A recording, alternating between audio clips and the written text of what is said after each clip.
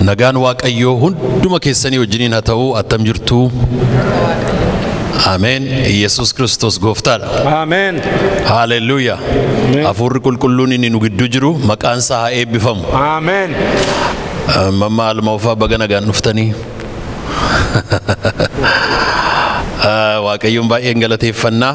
Waaqayyoo gidduu kanatti nu gidduutti argamee nu eebbisaa nu jajjabeessaa jira. Lubi alamuun akkuma tasaana waamanii isin gidduutti argamuu kootti immoo baay'een gammada. Waaqayyo gaariidha. Amen. Waaqayyo gaariidha. Amen jettu. Waaqayyo gaariidha. Waan gaarii immoo qaba. Ijoollee isaatiif waan gaarii qaba.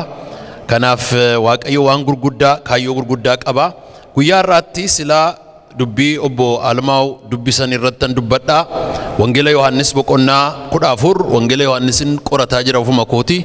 Kanaaf guyyaa har'aa kanan qorataa jiru Yohaannis 14 isumarraan isiniif hira.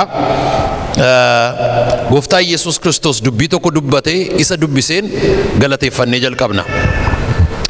Yesus itti fufee barattoota isaatiin garaan keessan hin raafamin. Garaan keessan hin raafamin Waaqayyotti amanaa anattis amanaa. Garaan keessan maal hin ta'in hin raafamin. Ollaa keessan harka qabaatii garaan kee hin raafamin jedhaanii.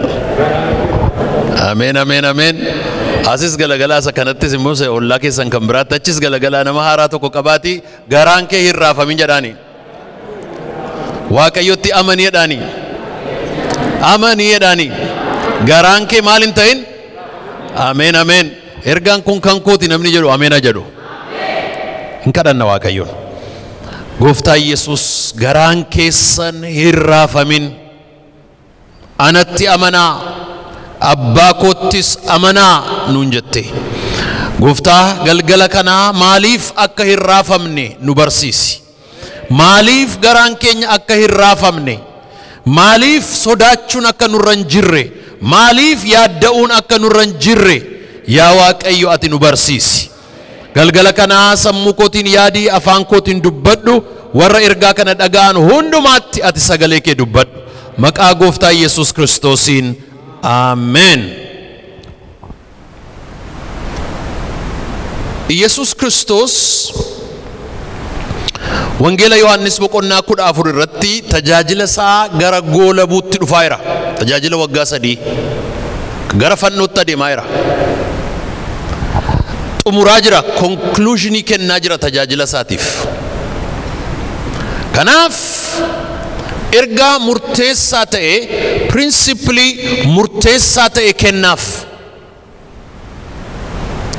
Ilmoon namaa uumamaan kufaatii cubbuuti as wanti garaasaa dhiphisu, wanti garaasaa raasu, wanti isa sodaachisu baay'eedha. Namni kan inni yaadda'uu jalqabee gaafa cubbuutti kufee kaaseetu. Seera uumamaa boqonnaa 2 boqonnaa 3 boqonnaa 4 kufaatii seenaa kufaatii cubbuu namaa yemmuu ilaallu achi jalqabee namni dhiphachuutti ka'e. Waaqayyoon hin sodaata. Bineensan sodaata. Balaa qilleensaan sodaata. Naman sodaata. Walin sodaata. Kufaatii cubbuu irraa erga ka'ee sodaatutti gale namatti. Dhiphinatutti gale. Ergasii dhiphuun nama biraa hin hafne. Ilmoon namaa hundinuu hin dhiphata. Hin sodaata. Hin yaadda. Inni White House keessa jiru hin yaadda. Inni mana hidhaa keessa jiru hin yaadda. Sooressi hin yaadda. Hiyyeessi hin yaadda. Namni lafa kanarraa yaaddoo hin qabne hin jiru. Kanaaf ilmoo namaa yaaddoo keessa jiraatu kana qorichi isaa maalinni? Attamittiin raafamuu gara dhiphuu jireenyaa keessaa ba'uu danda'a? Isa jedhugaa yaadi cimaan. Waa'ee Bill Gates hin dubbisan ture. Tuma waa'ee Bill Gates dubbisu. Bill Gates ni waa tokko gaafatan. Bill Gates gaa addunyaa kanarraa sooressa masaa ga'u hin jiru. Nama horii biliyoona 100 ol qabudha. namni kun amma waa yaadda'u maaltu jira Bill Gatesini kan asiin ga'e sammuusaati sammuunsa baay'ee qara IQunsa baay'ee cimaadha dandeettii guddaa waan qabudha maal kanatti sodaattu wamti si dhiphisu maaliin nennaan gaaf tokko sammuun koo kun hojjechuu dhaabbata jedheen sodaadha jedhe My fear is one day my mind would stop working. Namni waan isa dhiphisu baay'ee qaba namni hammuma humna isaa dhiphata. Sakaa waan xinnoo dhiphisa, sakaa waan guddaa dhiphisa, sakaa waan biyyaa dhiphisa, sakaa waan cimaa dhiphisa. Yesus Kristos warri dhiphattan, warri yaaddoftan, warri garaan keessan raafamu ani qorichan qaba, ani falan qaba nuun jedha maqaan isaa eebbifamu. Hallelujah. Ani falan qaba. Fallisaa maalin niidha. Garaan keessan hin raafamin. Garaa keessan raafamuudhaaf eeyyaman kenninaafi. Raafamuu caalaa maal godhaayedha. Anatti amanaayedha. Isa kana barsiisa gaagattaa'ee jireenya amantii barsiisa ergamoota isaa. Life of faith jedhama. Jireenya amantii amananii jiraachuu. Mana hidhaa keessatti amananii jiraachuu. Abbaa fi qeessasfaayeen gaafa mana hidhaa galanii waa tokko natti manni hidhaa sun dhiphuudhaan guuteera nugusee fantaa baaseedhuma nama rashana namni dhiphateera mana sana keessaa rafuun hin jiru halkan akkuma kanatti taa'aa bulaa booddee abbaa fi qeessasfaayeen gaafa hidhamanii wal bira kennaniif siree isaanii aniyyuu lixee argeera mana hidhaa keessa. Akkasiif akkas rafuu mataan isaanii walitti jira sireenni tokko akkasii mataan isaanii walitti jira lamaanuu sagaleen isaanii ol kaasanii kurruufanii rafu mana hidhaa gaafa galan biyyi dhiphataa bulaa jarri kun wal harkaa fuudhanii kurruufu inni kun asii gaafa jedhu inni kun asii jedha booddee warri mana hidhaa dhufanii ilaalanii maali jarri kun jedhan yooki of hin beekan yooki maaliif akka hidhaman hin beekan yooki peente piano mana hidhaa sabaran piano churchi sabaran walda hirribattis fidanii dhufanii nuun jedhanii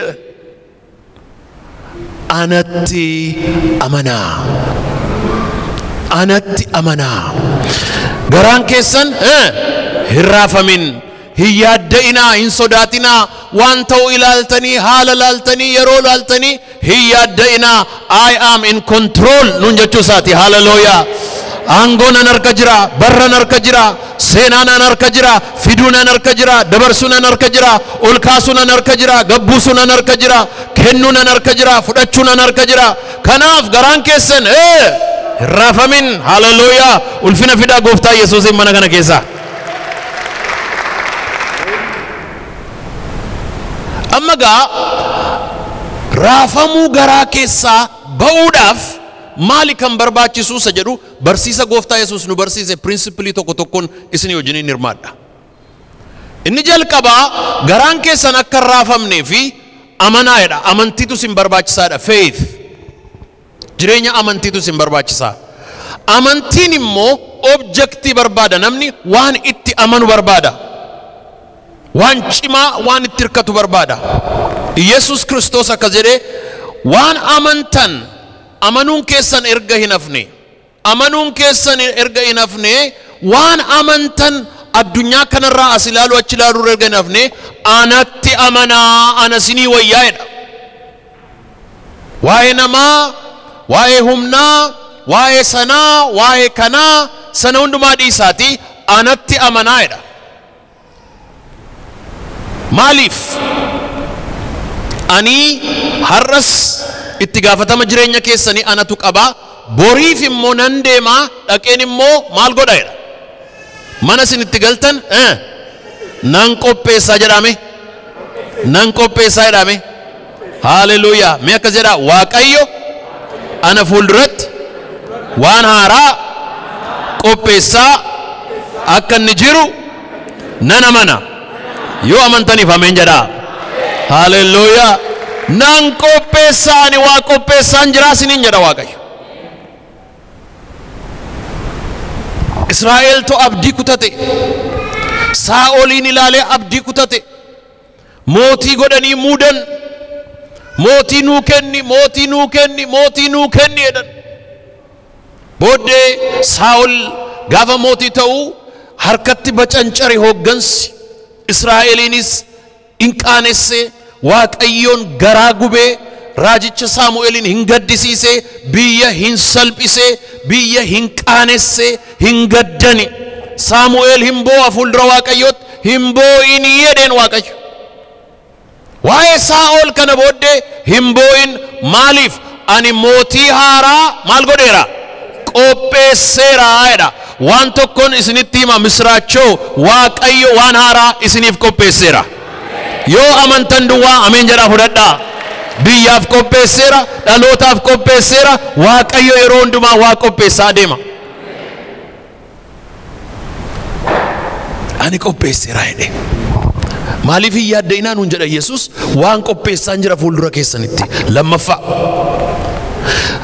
dhaqee tanan isinii qopheessaa ergan qopheessee fixee booddee dhufeen immoo maal godha isin fudhadhaa isin fuudheen achitti isin geessaa jennaan Toomaas gaaffiin qabaa eessa akka hidhattoo hin beennu karaa isaa attamitti barraa'e Yesuus Kiristoos akkasitti jedhe egaa karaan dhugaan jireenyi ana ittiin jedhe hallelujah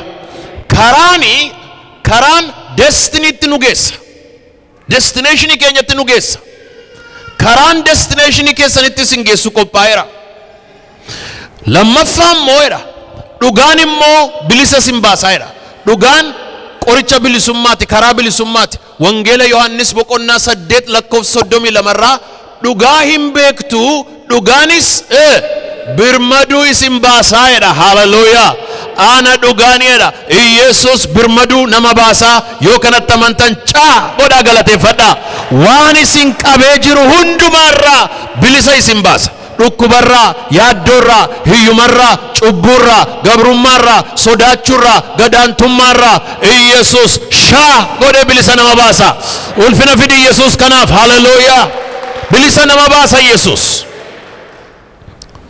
dhugaan anaa'edha birmaduu kan si baasu karaan anaa'edha galma keetti kan si geessu jireenyi anaa'edha du'aa gara jireenyaatti kan si ceesisu ana natu keessaa si baasaa'edha dhiphina keessaa natu si baasaa'edha bar tokko biyya Indiyaatti tajaajilaan ture Indiyaa magaalaa lamatu wal bira jira Agraaf Maturaa kan jedhamu Agraan Taj Mahal inni jedhamu bakka moototni Indiyaa durii beeta mangistii isaaniiti Agraan iddoo guddaadha Agraa sanatti aanee magaalaa tokkotu jira Maturaa kan jedhamtu Maturaan kuni magaalaa xinnoodha magaalaa waaqni tolfamaan itti waaqeffamudha lafa Krishnaan faatti waaqeffamanidha Maturaa sana warri Hindii maal jedhu isa dubbii wangeelaarraa seexanni yeroo waaqarraa gad darbatamuun argeedha miti gaafa sanaa as magaalaa keenyatti lafa dha'ee jedhu warri Maturaa seexanni asii faca'ee addunyaa hundumaa irratti asii faca'eedhu as iddoonsa lafa inni itti lafa dha'ee nu gidduudha jedhanii amanu namumti argitan hundumtuu seexana qaba kanaaf waldaa sana keessa gaafa tajaajila jirru almost 97% seexanuma baasuudha asitti seexana baasu asittiin barsiisu asittiin cuuphuu waldichi biiziidhuma poolisiin Hindii immoo seexanni gaafa iyyuu dhufee cufa waldaa nama reebaa kanaafi ukkaamsanii inni jalqabaa biyya keenya iyyi ittiin jedhu achi immoo cal jedhi ittiin jedhu seexanni maaliif seexanni iyyinaan poolisiitu dhufa kanaafi gaafa machi cal jedhi kottu ittiin jedhu as dhufaa hin jilbeenfataa irraa ba'a dubartii tokko seexanni irraa ba'ee fayyitee cuuphamuudhaaf gaafa qophooftu cuuphaan isaa immoo as tuujubni as tureera wiintariidha hindi lallaa bishaanichi amma dhugaa ba'u tuu hin cuuphamin gaafa dhugaa baatu dhugaa ba'eennaan duriyette nan dhibbadhan turetti waan hundumaan na dhibbisa turetti qilleessa kana nan sodaadha tisiisa nan sodaadha kanniisa nan sodaadha bofa nan sodaadha bineensa nan sodaadha nama nan sodaadha of bira laalte abbaa manaa koo kanas nan sodaadha hundumaan sodaadha jette amma waanan sodaadhu tokkoon qabu galanni Yesuusiif haa ta'u bishaanuma diilalla kana keessa duwwaan sodaataa jira jette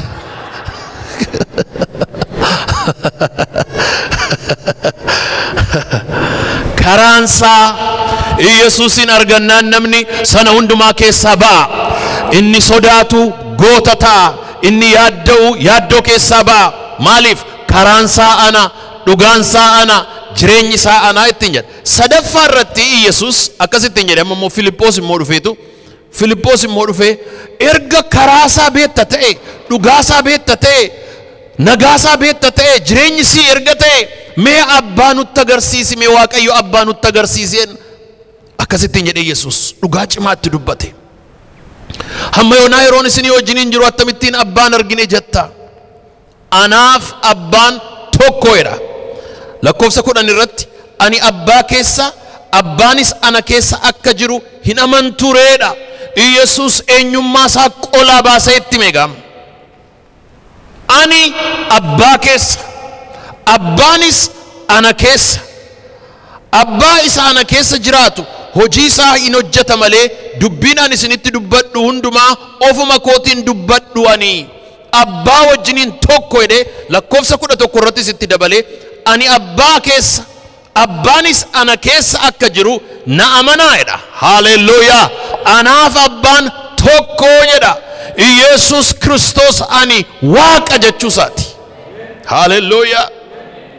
Joosefas namni jedhamu waa'ee Yesus Kristos bara sana yeroo seenaa keessatti barreessu Yesuusin ilaaleetu namni kunidha. Namni kuni namatti hin jechuun hin danda'amu waaqadha jedha. Yeroo sana qolaa baasee eenyummaa Yesuusin amanne namichi kun. Garuu akkasumatti gaafa laalu namni kunidha. Namatti hin jechuun hin danda'amu waaqadha jedha. Yesus Kristos qolaa baasee eenyummaa isaa gaafa akkas godheetti mul'isu ani jedha. Nama duwwaa miti. Anaaf abbaan tokko. Abbaan ana keessa jira. Anis isa keessan jira. Ani waaqadha ittiin jedha. Warri waaqa qabdan hirkadhaati ameen jedha. Haleluuyaa. Waaqa qabna nuyi. Waaqa qabna nuyi. Haleluuyaa. Waaqa jiraataa ta'e, waaqa dhugaa ta'e, waaqa ana ofiin jedhu, waaqa du'ee du'aa ka'e. Haleluuyaa. Waaqa du'aa kaasu, waaqa bara baraan jiraatu. Oo warri waaqa qabdan mee ameen jedha. Haleluuyaa. Sabni waaqa qabu hin kufu.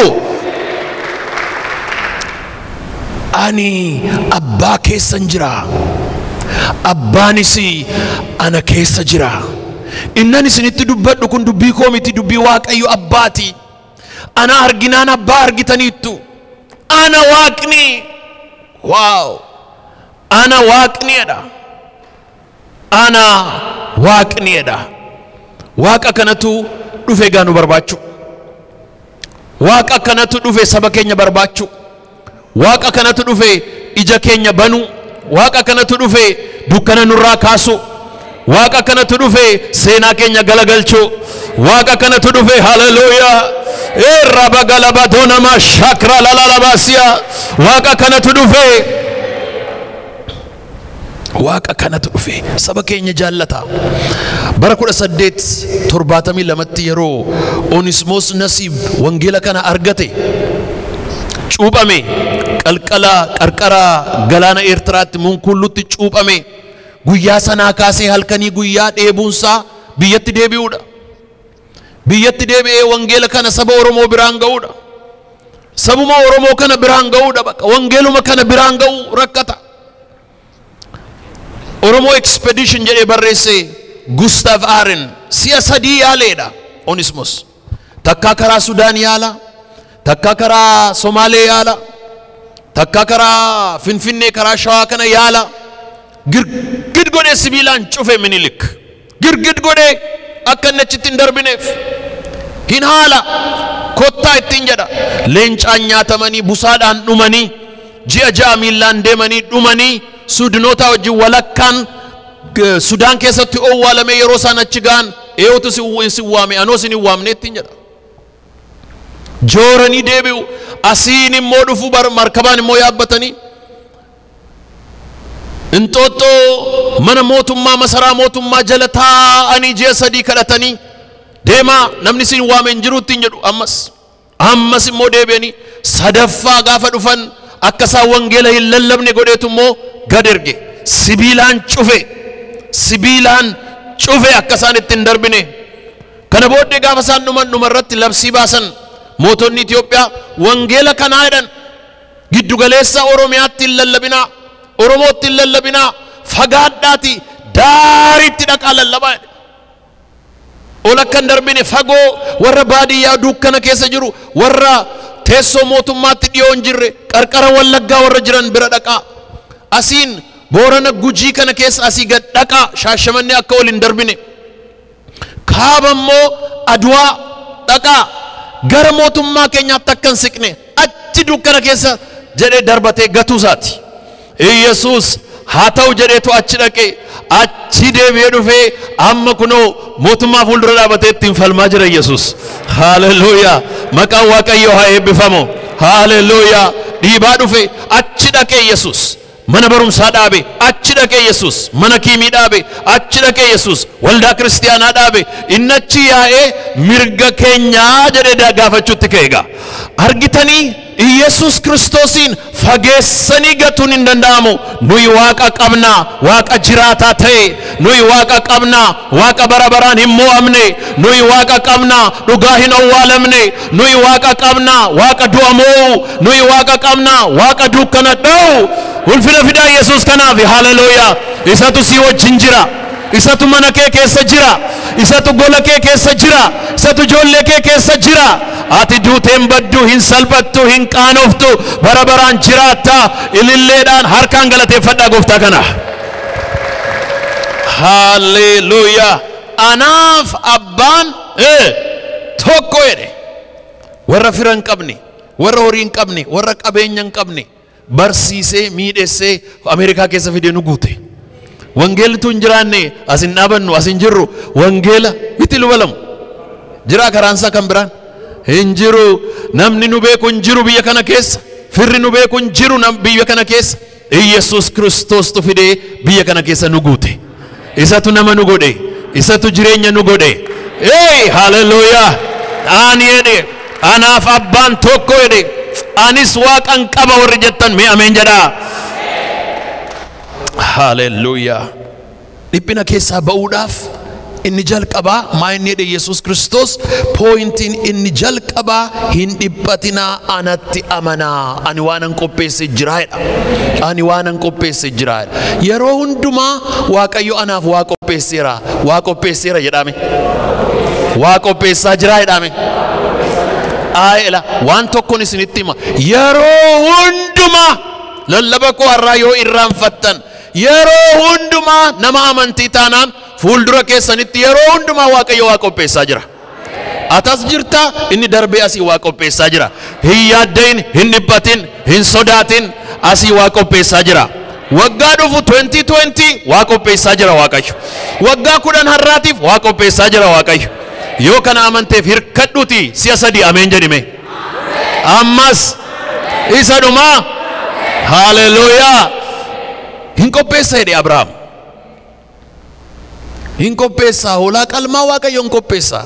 Yeroo hundumaa ani shakkii hin qabu. Waaqayyo waa qopheessaa jira.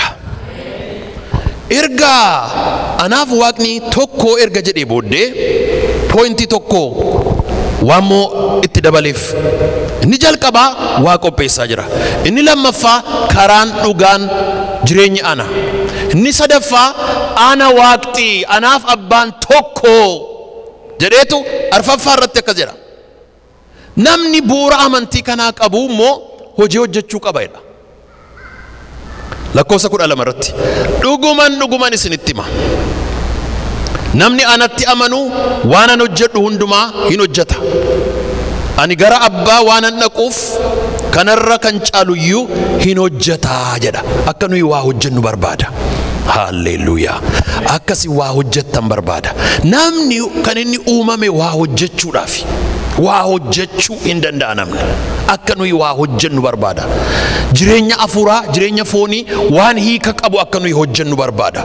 Jireenyi keenya hiika kan inni qabaatu. Translated into practicality. Translated into productivity kan inni ta'u gaafa nuyi waa hojjennu akka nuyi waa hojjennu barbaada. Yeroo si waa hojjettan isinii wajjiniin hojjeta. Namni waa hojjetu Yesuus Kiristoos akkan hojjedhe hojjettu jedha. Maal hojjete Yesuus? Hojiin Yesuus Kiristoos inni jalqabaa hojii isaatiin of jijjiire Yesus. Hojii isaatiin namoota jijjiire Yesus. Hojii isaatiin haala naannoo isaatii jijjiire Yesus. Namni bu'uura amantii qabu waa hojjeta. Akkasii waa hojjettan barbaada Waaqayyo. Hojiidhaafis hin barbaada Waaqayyo.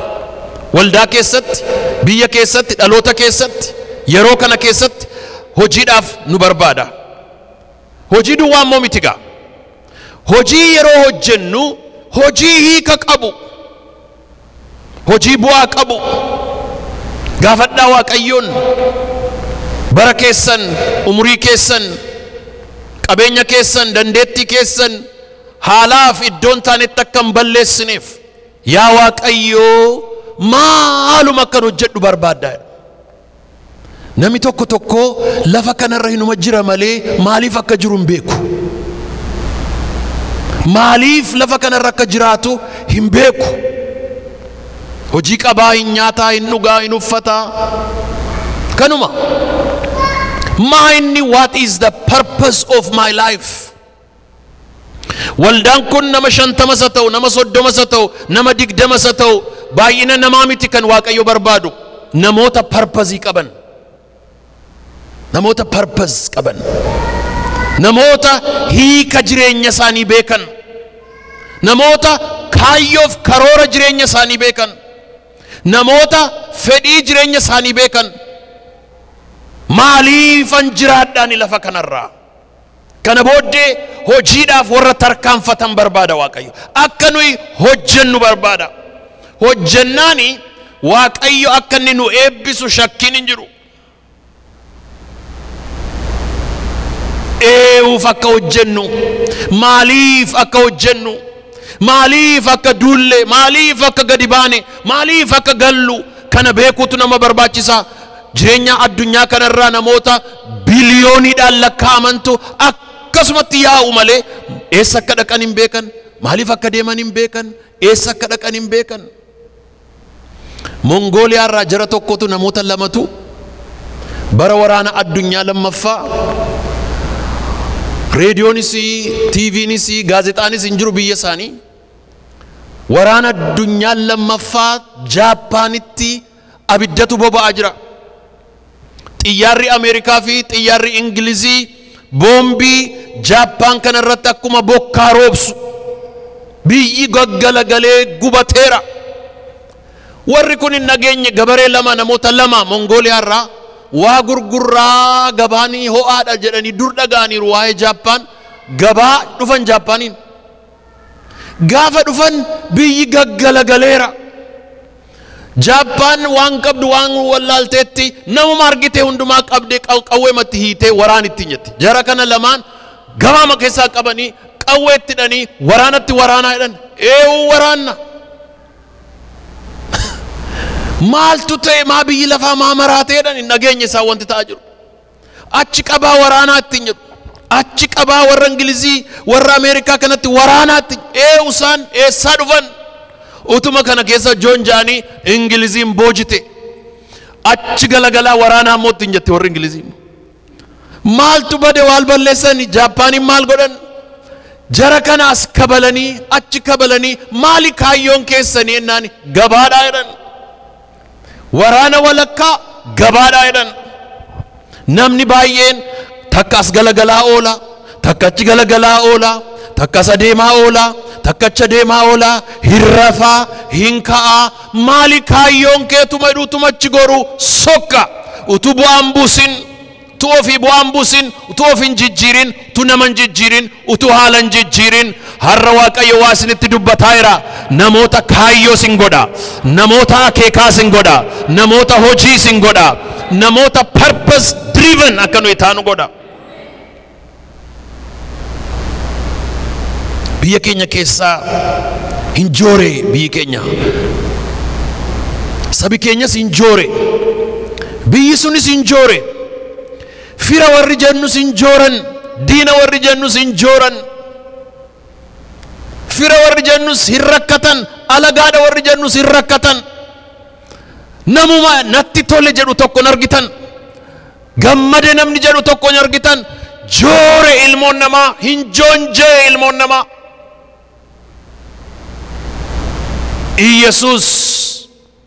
Iyesuus akkas jedha ani nan hojjedha abbaan koo sin hojjeta yoo anatti amantan isin immoo ana caalaa hojjettu jedha namootan hojiin isin godha yoo hojjettan immoo isin hin jijjiiramtu naannoon keessan hin jijjiirama ilmoon namaa hin jijjiiramaa jedha harka keessan lamaan ol qabaa nan eebbisaa maqaa gooftaa Yesuus Kiristoosin wanti isin hojjettan kan eebbifame haa ta'u as qabaa harka keessan wanti isin hojjettan kan eebbifame haa ta'u dibanni hojii harka keessan irratti haa dhangala'u harki keessan akka harka Yoosef waan qabate haa eebbifamu akka harka Daawit lafa darbatetti haa dha'u haleluuyaa harki keessan akka harka Musee haa ta'u galaana kan garkartu haa ta'u harka akka harka Nahimiyaa haa ta'u dallaa haa ijaaru haleluuyaa waaqayyo harka koo eebbiseera warri jettan caagolaa galateeffadhaa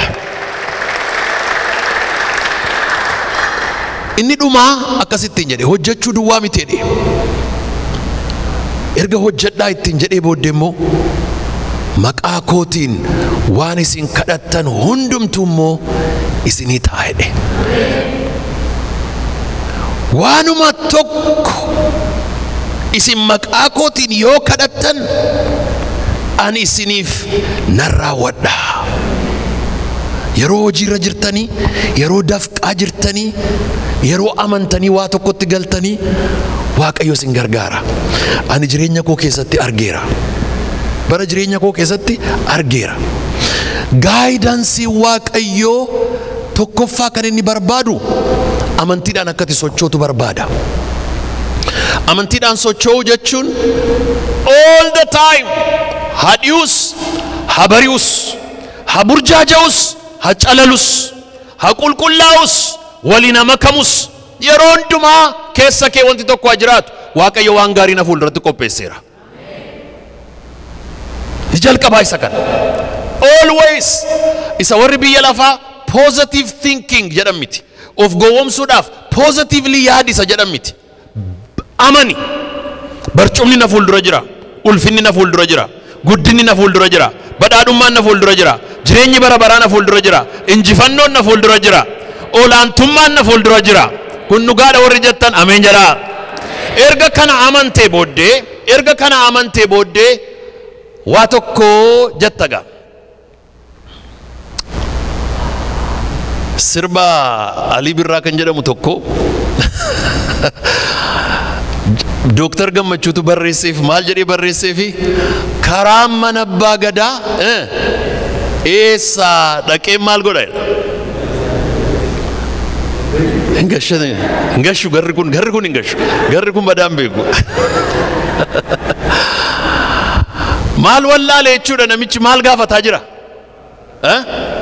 karaa yoo karaa ishee argate waan godhu beeka maal gochuu barbaada galma mana abbaa gadaa maal gochuu barbaada jajjabeessuu barbaada rakkinni isaa garuu maa inni karaa wallaale namni baay'een lafa ga'uu barbaadu sana beeka garuu maal ishee wallaale karaa wallaale Iyesuus kanaafi maal jedha lafati ga'uu barbaaddu sana ani qopheesseera karaan saammoo ana jedha maqaa waaqayyo haa eebbifamu Iyesuusin qabda taanaan kalma isaas qabda karaa isaas qabda haleluuyaa harka kee qabeetu ila kottu harka kee qabee biraan si ga'a mee ameen jedhaa ka mee ameen jedhaa ka mee ameen jedhaa ka mee ameen jedhaa ka haleluuyaa akka nama harka ishee qabee mana kee keessaa lafa hirriba kee keessaa lafa tabdii kutatte keessaa dhufeetu harka kee nyaak godhee qabeetu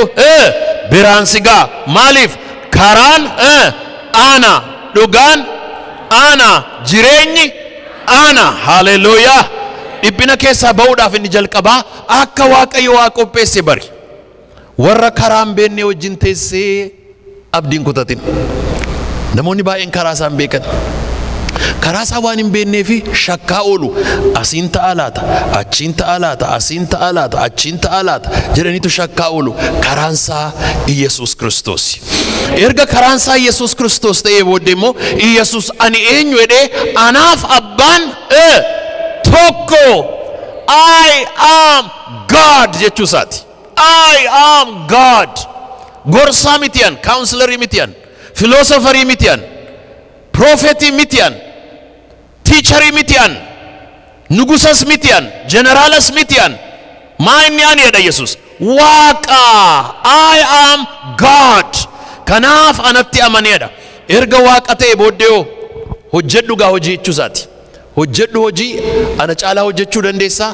Yoo hojjette immoo na kadhadhuedha. Gaafa dirree hojiitti baatu prinsipiloota amma jedhe kana akka waaqayyo waasii qopheessi amanaa, karaasaa beekaa, waaqummaa isaatti amanaa, isaa wajjiniin immoo hojii hojjechaa dafqaa wallaansoo qabaa lolaa dhiibaa jirta yoo ta'e Iyesuus sin gatu. Waan ati kadhatte hundumaa sii godha. Waaqayyo isin haa eebbisu. Hin kadhanna waaqayyoon. Haleluuyaa. Galgala kana gooftaa Yesuus mana kana keessatti waan nutti dubbachuu barbaadda. Ergaan kee beekamaadha. Hin raafamin nuun jechaa jirta. Ilaa obboleessa koo, ilaa obboleettii koo hin raafamin garaan kee an hojiirra hin jiraa jedha Waaqayyo. Hin raafamin garaan kee ani qopheessaan jira. Hin raafamin garaan kee ani karaa baaseera. Hin raafamin garaan kee ani Waaqayyodha. Hin raafamin garaan kee ani kadhannaa kee nan deebisa. Ulfina fidi mana kanaaf Yesuus. Haleluuyaa. Hin raafamin garaan kee, hin sodaatin garaan kee, hin shakkin garaan kee ani si wajjin nan jira. Yesuus amanneerra. Sagalee kee kana amannee mana kanaa baana. Ati kana nu geggeessi. Hojii akka hojjennu nu gargaari. Jireenya keenyaaf hiika nuu kenni. Maqaa gooftaa Yesuus Kiristoosiin. Ameen. Ameen.